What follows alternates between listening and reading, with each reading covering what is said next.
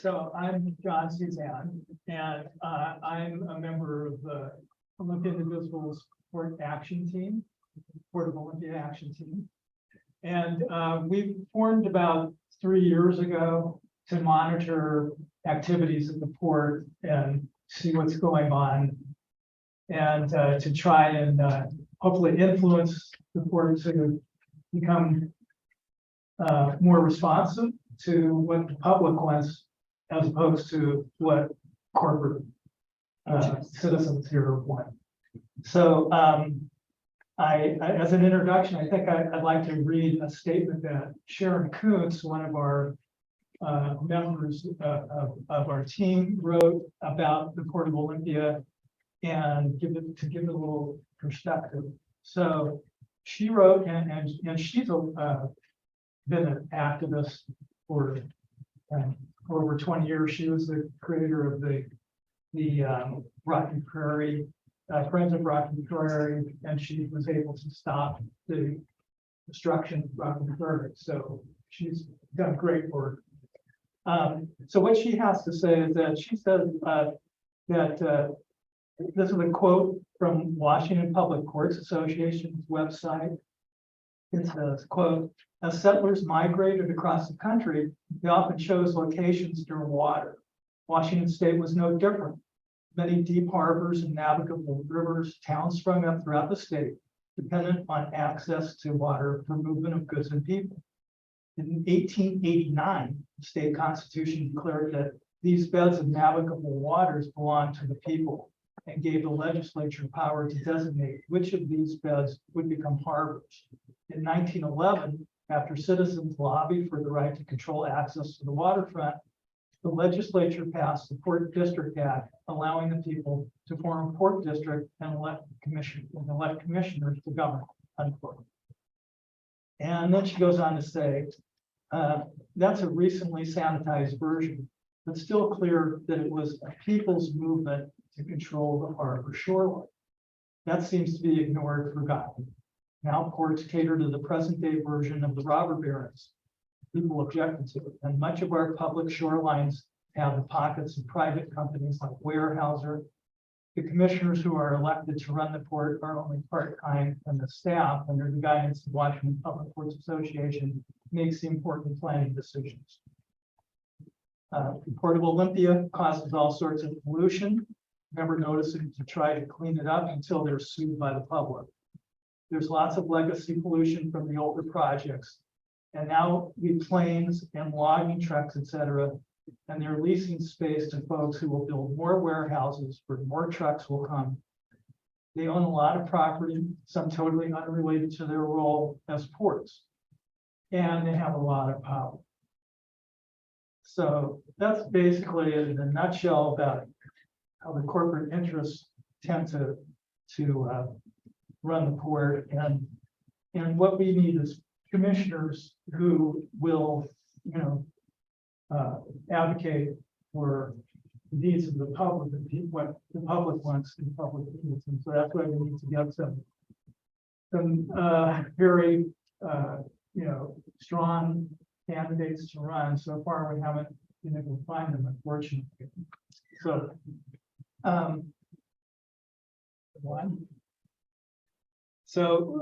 we put together this is kind of the top hits of the issues, and there's not by no means a comprehensive list of some of the main issues going on at the court now that affect us all. But anyway, we have 7 issues of public concern at the Port of Olympia. I'd like to just briefly let you know what they are. So,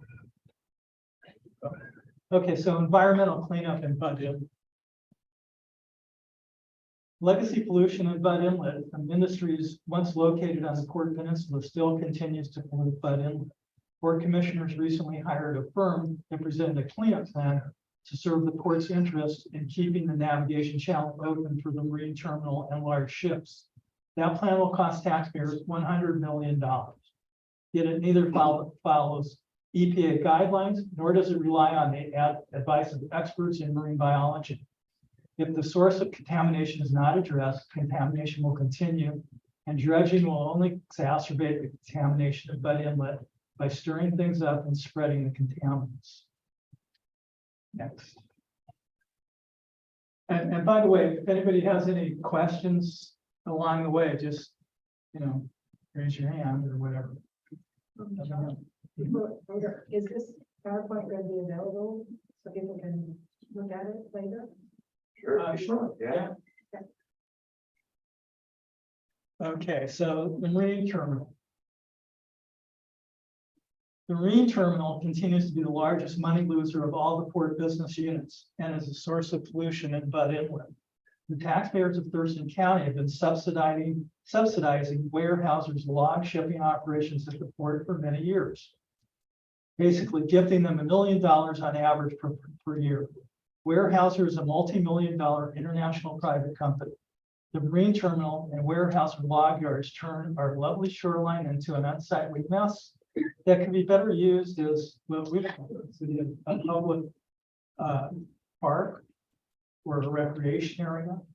And once the Fifth Avenue Dam is removed, to maintain a deep water terminal would require a massive taxpayer subsidy for dredging. Next.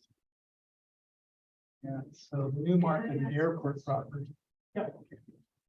So it's, for me, sitting here learning about some of these things for the first time, of course, it sounds shocking, but not really.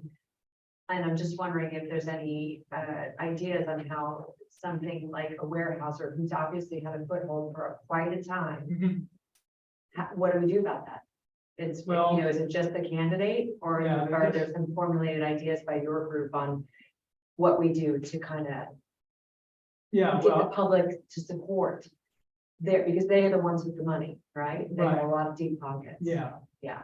Well, the commissioners, approve or disapprove of whatever goes on. They have that, they can do that. Unfortunately, they've supported this, and ones that are on the court, the commission now support wires. They just renewed their lease. It didn't really, there was an option for renewal, so they couldn't really end it. We were hoping that we could get them together, but they couldn't. So the noose is renewed. They're going to be there for the next, till I think 2030. But, just, with the dam coming out and a lot of changes going on, I think now is the time to start thinking about how we wind them down and get them out at the end of the lease. I mean, you just need to get, you gotta go. Okay, so the new market campus in the airport property.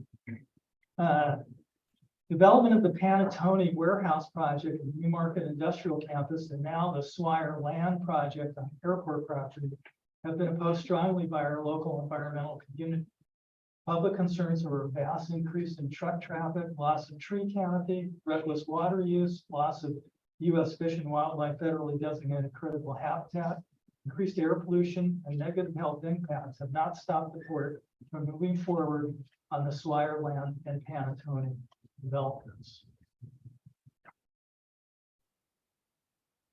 I'd add, the city of Tumwater, we turned out 200 people to have a meeting to protest, and that didn't stop them. They went ahead and approved it. So, you need to work on Tumwater City Council also.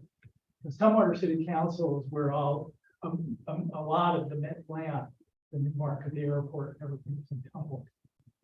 What was the vote on the council about? I think it was 5-3, something like that. I think we got 3 to support it. I'm not sure exactly what it was, but there was a few that did oppose. Yeah. Okay, so destination waterfront. Oh, Olympia Regional Airport. Sorry. The port owns and operates the Olympia Regional Airport. Nearby residents continue to suffer from air and noise pollution. And in spite of public protests over the potential increase in air operations allowed in the current airport master plan update, Board of Commissioners are soon set to approve the plan. By accepting funding from the Federal Aviation Commission, the commissioners and the public lose control of the airport for 20 years. So once they approve this deal, the FAA can say, we need to use the airport to land whatever, freight carriers or whatever in that, and we have no say over it. So we're advocating that they, do not approve this. This is going on right now. So is Bob supporting that from IL? Well, he hasn't taken a position. So we're not sure. I mean, we know Joe Down, for sure. He's voiced opinions about expanding airport operations. And even in the face of the public coming to the commissioner meetings and protesting and, but he thinks that's, but we know that he's forced to, we don't, Amy and Bob, Has indivisible reorganization looked at options for transportation in the area as we grow, like how we would use an airport or other ways of getting people around? yeah, well, there was this, in terms of the region. Yeah. Yeah. Olympia, this. Yeah, this we area. haven't actually. Separate, they're right now, the state legislatures have billed Yeah. to look at that. And the commission, I mean, because the CAF, this, I Yeah. forget what it stands for. They pretty much given up on trying to locate Yeah. a region, a large airport. Yeah, thank goodness. Yeah. Okay. So Destination Waterfront. This is Destination Waterfront is the project that supports Vision 2050, which was Vision 2050 was the public participated in the survey of what they would like to see. And there were like 10 top objectives, and really at the top of the list was environmental quality. Port staff hasn't really followed through on any of this stuff. But anyway, they're developing Destination Waterfront. And that's on the eastern side of the Port Peninsula. And the idea is that the survey response wants to maintain a living shoreline as a top priority. And so now the first project that they just now approved the initial stages of port is a three-story maritime building to house staff and possibly they'll put in, the estuary might go in there too. So that's plus and minuses, but it seems like they're not really focusing on goals that were stated in Vision 2050. So next.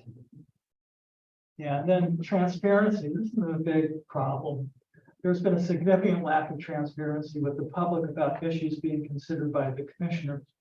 Perhaps the most egregious example is the lease of 95 acres of federally designated critical habitat land at the airport to Swire Land, which is Swire Coca-Cola. It's Swire Land is the holding company, and they're owned by a Chinese company. So that's concerning. And the public had just the Thanksgiving weekend to view the lengthy lease and comment on it. And despite pleas for a delay, the commission approved the 5-year lease with Swire Land 2 weeks later. The public later learned port staff had been negotiating this lease with Swire Land for nearly a year, but with no public notification. Alarmingly, at no point does the lease explain the company's plan for the property. We don't know. But I mean, they only need 95 acres to build a Coca-Cola bottling plant. Bottling plant maybe would take 7. So it's really concerning. Did you And say it was 75-year lease? it's Did I a hear that? 75-year, yeah. How is that even And possible? this they approved in Yeah. 2 weeks of public. Is there a way to break the lease? Or any? Yeah, well, yeah, because the habitat conservation plan needs to be, they need to have some approval of that before they can, because they have to relocate, which they can't really do. I mean, I think the environmental concerns are there, and I think that there may be a way of avoiding this if we can sort of, I guess, use the habitat plan as a way to block it. Mhm. So, Like an environmental impact? yeah, right, and also Tumwater has to approve all this. They approve of this, to build a bottling plant, they have to, devote a lot of their water resources. And so Tumwater Planning has approved it so far, but, maybe if, Tumwater City Council decided, well, we really don't decide against it, maybe they can reverse it too. That's a possibility, but, right, so far, Tumwater's been behind. They've approved everything so far. So anyway, then, last but not least, executive director. Well, port commissioners are responsible for one employee at the port, the executive director. So the commissioners hire the director and direct the commissioner what they want the court to do. And the executive director executes all of this stuff. So she hires and fires all the other employees. So she's in charge. The executive director is the supervisor of the port's entire workforce. The current executive director, Sam Gibboney, created a toxic work environment that 22 port employees last year sent a letter of no confidence to the port commissioners. In spite of that letter, Gibboney's unethical behavior and her history of bullying, port commissioners did not fire her. Retribution by Gibboney for employees who signed the letter continues. This is and a lot of stuff that doesn't get done is because they're so understaffed because people keep quitting. And then they're rehiring. It costs the taxpayers a lot of money because we don't have a stable workforce. She's been a real disaster, and for some reason, and I hear that there's some dissension. I've heard rumors that there's some dissension among the commissioners about this issue, but she endures and stays. Obviously, she has alliances. Yeah. So, those are the 7 hot ones. And there are others too, but, anyway, thanks for your attention. If you have any questions, I'm happy to answer. Have you talked to any of the commissioners about this executive director and what their opinion is of them? Have they made any comments? Yeah, several members of our group and other members of the public gave public comment and express, I mean, there were about 40 of us at that meeting and at a commission meeting. And, they said, hey, this is unacceptable. Many of us, and there was like comment after comment and with Gibboney in the room. Did they? And then they said, well, next time, no more public comments about public employees. And that's the rule now. So They heard us loud and clear, they know. yeah, so they don't give you any feedback about your opinion. You just said no more. They say, thank you very much, we're hearing you, and we appreciate your coming and expressing your opinion. What about just, if not any comments with respect, not necessarily about this person being terminated, but the plan of action in response to the complaints and any repercussions whatsoever for these concerns, anything at all like that, introduce and. Yeah, well, they claim that they hired somebody, a consultant, to work with her on Improving. I mean, and they're pretty, we all have also written And that's, we don't get much of it, we just get the usual form. Thank you so much. We appreciate your input. Thank you.